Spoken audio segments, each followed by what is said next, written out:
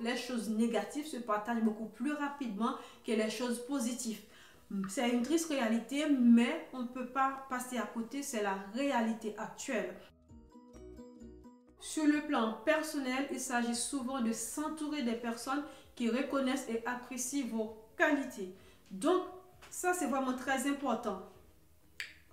Comme dit l'adage, on n'offre pas, on ne jette pas des perles au pourceau. C'est-à-dire que si vous avez des valeurs, des capacités, mais dans l'environnement, dans l'endroit où vous vous trouvez actuellement, vos capacités, vos valeurs ne correspondent pas, vaut mieux aller ailleurs. Vaut mieux sortir dans cette zone de confort pour aller chez d'autres personnes où vos valeurs ou vos compétences vont être valorisées et vous vous allez sentir beaucoup mieux que dans la situation actuelle où vous vous trouvez.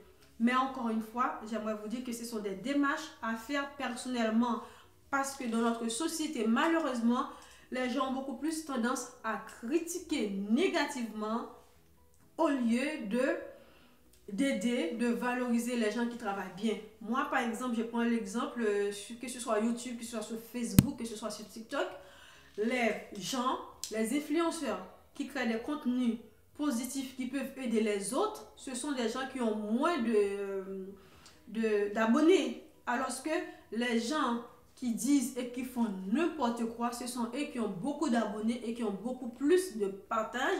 Et ce sont ces vidéos-là qui sont devenues virales. Donc, les choses négatives se partagent beaucoup plus rapidement que les choses positives. C'est une triste réalité, mais on ne peut pas passer à côté, c'est la réalité actuelle.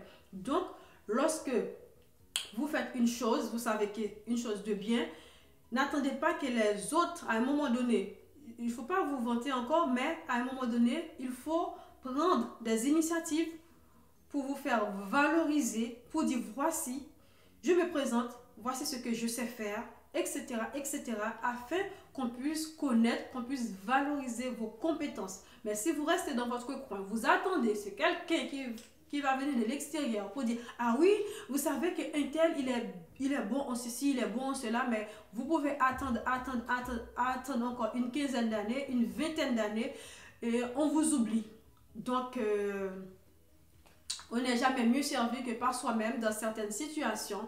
Quand vous trouvez que vous êtes trop mis au placard malgré toute votre compétence, à un moment donné, il faut dire stop, je suis X, je sais faire telle chose, j'aimerais travailler dans telle ou telle chose, apprendre ou à laisser. Parfois, vraiment, pour se faire valoriser, il faut savoir s'imposer. Et merci, c'est tout.